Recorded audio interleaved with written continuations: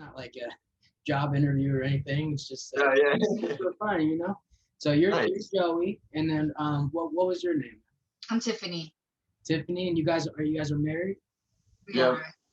Yeah. This You is guys Street Street. This is our puppy. Oh. got a little pup in there. She's not a lap dog, but she likes sitting on the couch. I got one too, but he pooped in the house, so he's in trouble. So Yeah. Uh, Bad boy.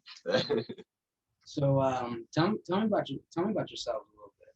What do you guys do? We're both chefs. We, like I said, kind of filled you in a little bit. We focus mostly on like trying to get local stuff. We make our own pasta.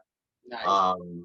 Did the persimmons. That's kind of how we met. But yeah, we kind of just focus on like stuff that's really local, definitely in season. Even our meats, we try and get from local farms, eggs from local farms, as much as we possibly can. Most of it's her. She kind of connected us, especially in the area we're at now with most of the farms. So Where you guys at now? We're in Colorado, in the Roaring Fork Valley, which is the closest big city is Aspen, is that people would be familiar with. Okay. We live in a town called Basalt, which is, I don't know, 30 minutes from Aspen. Nice. But within this valley, there's actually quite a bit of organic farmland. Small producers producing everything from raw milk Nice. to lots of, in the summer, lots of, in the ground producing like the squash I harvested this summer at the farm. I was working there this summer and I'm still very involved. So it's called Sustainable Settings. That's where we get a lot of our stuff. They're an amazing farm and ranch and educational center. So every year they take a bunch of interns and they're all about teaching what they know and spreading that. Now I don't work there, full time or anything. We're both cooking for a living, but we stay very involved with them. And for example, we just started composting at the restaurant where we work. So we Compost. Nice. Our compost is going directly to the pigs at the Sustainable Settings farm. So wow, awesome, because it's pretty cool to see, your waste go straight to another living creature. Yeah. The pyramid of waste should be humans eat first, and then after that, what we don't eat goes to animals, and after that, we turn into soil. So whatever the pigs don't like, they just dump into the ground, and it gets composted into the ground and into the soil matter. So it's pretty cool. It's a pretty cool system. Minimizing waste, that's super important. So what, you guys work at the same restaurant, or you guys work at separate restaurants? Yeah, same restaurant. That's so cool. Yeah. It's called 7908 in Aspen, 7908 Supper Club. Yeah, so we kind of just trying to bring our mindset into restaurants, into where we work. How important is that? Like, how important do you think knowing where your food comes from? Very important, especially nowadays. I mean, you don't really know what's going into your food. You don't know what they're doing. I mean, the way GMOs used to work, it was very much like natural selection, and we were selecting what fruits we wanted, fruits and vegetables we wanted. Now it's more so we're inserting genes into the plants, and we don't know what exactly we're doing. That's altering their chemical makeup, and that's kind of what we're going back to, is natural foods, and the reasons why is it's just healthier, it's better for the environment. Right, the squash is what it is. It's not, it's 100% squash through and through. Exactly. And there's no pesticides, nothing sprayed on it. Like, the way they do it is all the earth provides us with what we need to kind of like combat infestation, and the way that we use it is how it's going to affect the food in turn and make it a better product in the end. So right. So what, in your opinion, what makes a dish special? To me, it might be one of the most important things might be terroir and the locality of it. So, anyone can cook whatever they want with whatever flavor profile they want by ordering things from Cisco and Shamrock, and getting limes from the other side of the world in the middle of winter, and all of that. But I think it takes a little bit more creativity, a little bit more of a push to focus on using what's around you and highlighting those ingredients and getting the best ingredients and not messing with them too much, so you can really shine, let them shine for what they are. So to me, that's what makes fish really special. I love that. I really love that.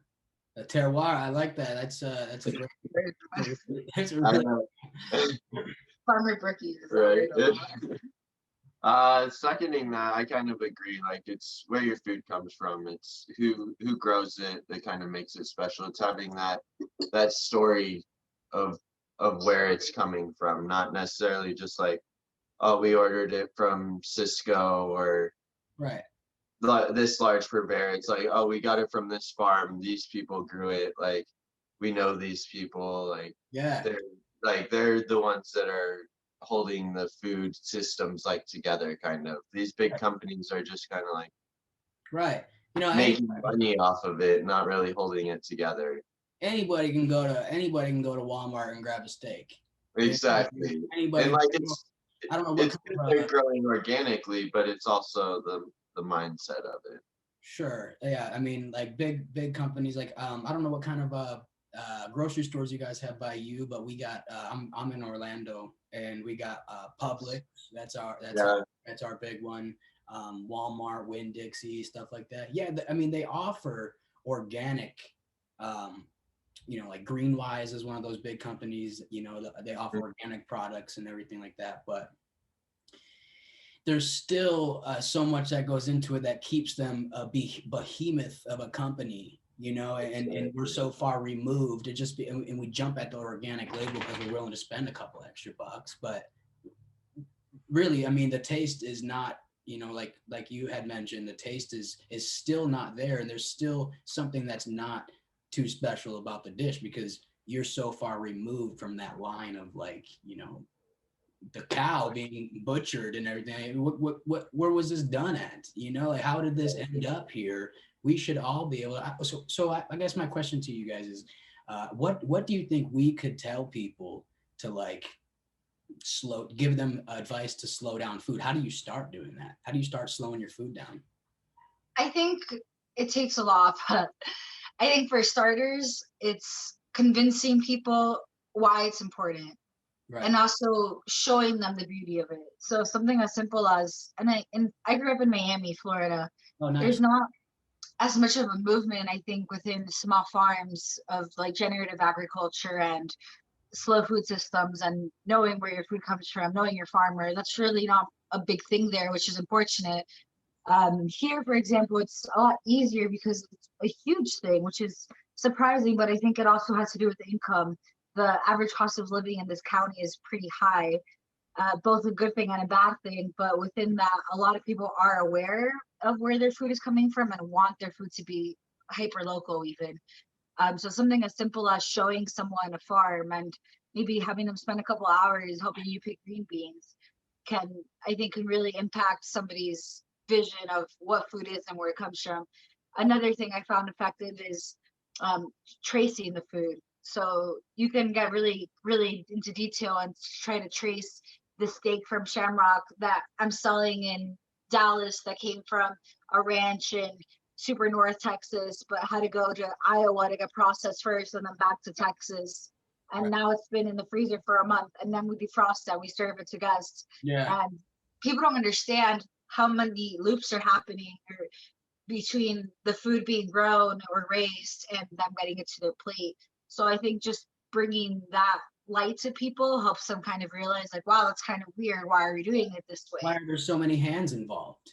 Exactly. So what do you say about people who don't have access to, let's say there's not access to a local butcher, which I know like most states, every state has it. Every state has a local butcher. Every state has their local garden and everything. But what if you're kind of, out in the sticks somewhere, or like you're out, you're too far away and you can't access a garden? I think that's where you just try and do the best you can to bring that idea into your own home. Like, try and start just small, like tomato plants, herb gardens, just simple things like that that you don't necessarily think you're using a lot of or you need a lot of. But once you start growing it, you find ways to use it, like growing basil or tomatoes. Those are two things that go hand in hand. So if you're growing tomatoes, then you might as well grow basil. You can make sauce from it, make salads from it, stuff like that. And it's just every little bit counts. And then once you start growing your own food, you do a little bit more research, you can start growing more food. You can maybe find people. I mean, like just like on Facebook, we met on Facebook. People Yeah, meet on Facebook all the time, and build you, connections. yeah, exactly. You create these connections and you learn more from people, and then you can actually like start something from it, I guess is like Right.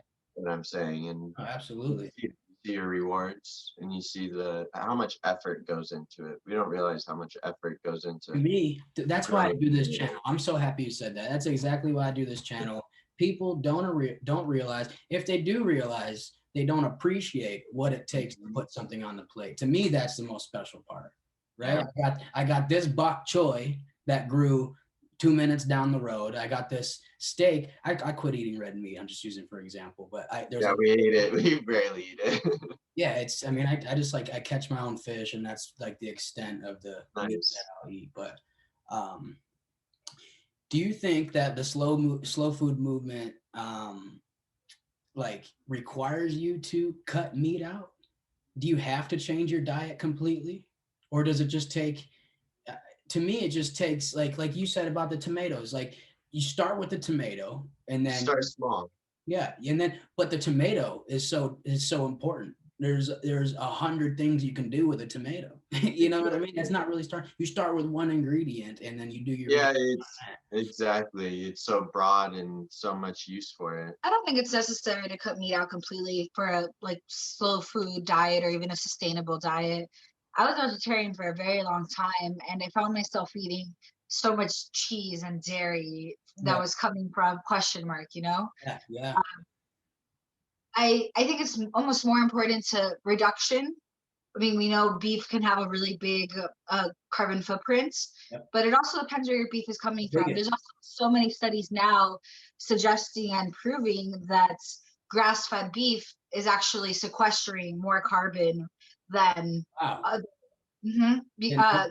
if you're raising them on pasture properly, rotating them properly. The simply the act of them eating that grass and moving on, making that grass go faster, that simple act sequesters more carbon than a lot of other types of farming and ranching, raising cattle. Right. Um, that being said, everything should still be a limitation. I mean, we see other countries, they use meat as a flavor ingredient. Yeah. Here's 3 or 4 ounces of chicharron for this big pot of beans that's going to be eaten by 6 people. Right. Where here we're like, here's your 14-ounce portion of steak. And I think that's where chefs have a really big role in re-educating the customer of like, we don't need 14 ounces of steak on one dish. We really don't. Like, here's here's a plant-centric dish. There's a little bit of bacon fat here, a little bit of here's a little crispies of meat there, but you don't need 14 ounces of meat on your plate. No. So I think it's more about reduction than necessarily completely eliminating. Portion control, Portion control. eating just overall healthier lifestyle kind of like we don't necessarily eat a lot of meat, but we don't eat dishes that are focused on meat. We Right. don't go out, we don't grill a steak. Like if we do it, we dice up a bunch of meat and we have like fried rice or something like that with a bunch of vegetables more so as the main component. Yeah. But we definitely So I think we don't think that it has to be eliminated from your diet completely. yeah, it doesn't have to be eliminated, even if you're not trying to do the, in my opinion, if you're not trying to do like the sustainable, uh, local, organic, if you completely reject all of that, Yeah. I still think that that amount of meat is just not good for the body. And 100%. It's not sustainable at all. no, Not for humans, not for the earth, not for anything. it is not. Yeah, so I think that's one of the biggest resistance to trying to eat cleaner and eat more consciously. People think like, oh, you dang hippies, you know, I want my 14-ounce ribeye. I want Yeah. I want chicken for breakfast. I want steak for lunch and a lamb for dinner. You know, like, dude, we're just clogging our hearts up. You know? Exactly. And it also, I mean, I don't know where you guys stand on this, but I think it has like sort of like a spiritual, psychological effect if you're eating that much meat. I mean, what kind of state of mind was that cow in when he was butchered? You know, Yeah. was that chicken just packed in a cage? You know, just miserable and like because the animals they have conscious feelings. yeah, Yeah. feelings. They got mindsets. They know what being anxious means. They know what being afraid is, and all those emotions. Same with humans, release chemicals into the body. You know, cortisone. That's stress, and we eat that, and then we're stressed. The adrenaline when they're putting into the slaughterhouse, and like they know what's going on. It's not like they don't know. Like they walk into this strange place and hear strange sounds. Like they're definitely gonna be more stressed out in that environment. And it's so easy to lose that connection that once was a living animal, and it's so easy to go to Costco and buy, I don't know, a few pounds of chicken breasts for. Were you raised this way? Not at all. No, neither of us. Me either. I grew up in Miami where, Latin culture, I'm Latin, and my family, they eat a lot of meat and they don't worry where it comes from. They don't worry why you shouldn't eat a lot of it or what it's doing to your body. Right. When I first became vegetarian, I was vegetarian for like 7 or 8 years. They had a lot of backlash. It was like sneaky Christmas attempts of trying to hide meat in my plate kind of thing. That's how I rejected it. So not at all. Joy grew up here in Colorado, in Denver. Yeah, I mean, like I grew up, my grandparents grew a lot of their own food, but I think it comes down to like marketing. Like they were still growing their own food with Miracle-Gro, and like because it works, and it like there was no studies up until recently to show that it's like not actually good. Right. So they think they're doing good things, but really like the whole motivation behind it was caused by this big company that's kind of doing the opposite of what we want. Like they're taking away from the earth just by spraying stuff and putting stuff into the soil and fertilizer. And that's not really what we need. But the mindset was there. It was just the way that it was done wasn't necessarily right. So a lack of education, but exactly, lack of education and a large part of marketing. Like Miracle-Gro has a great marketing scheme and stuff like that. They made people believe that it was an okay thing. Like it was a miracle. Like things miraculously grew out of the ground and people were amazed by it. Like, so why wouldn't you use it until you find out that it's destroying everything else around it? And that's kind of recently when we just moving to this area, seeing all the farms and resources available to us, we kind of like being chefs kind of saw it more smart to use those resources than to go to like we have a Whole Foods nearby, which we will shop there. Yeah. For certain things, obviously you can't get everything. It's hard. Exactly. In the middle of winter. Exactly. Yeah. In the middle of winter, we got 12 inches of snow on the ground around us. So like not much is growing, but we do what we can. We still get our milk, our meats that we do get from farms. Any small vegetables, like we still get great garlic from the farm. Yeah. So like things that were grown in fall, they can store for a few months, and we can still actually get that product. So, however, I grew up when I grew up, I was I'm white, I'm a mutt, I'm a mix of a bunch of stuff. Yeah.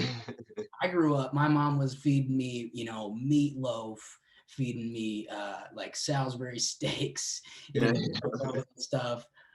So I kind of grew up just eating, stuff out of the freezer, cutlets out of the freezer, and I know no offense to my mom if she watches this or anything, but they do the best they can with what they know. Yes, yeah. I messaged you first. What persimmons? Yeah, the persimmons. Yeah, here, let me grab some. Tell me about those. What is that process like? So this process, honestly, I don't even see them. so my grandma is Japanese, so I grew up honestly just I never knew what these things were. I probably like everyone else, like thought the white around it is molds of some sort, and I Yeah. remember just seeing them on the counter.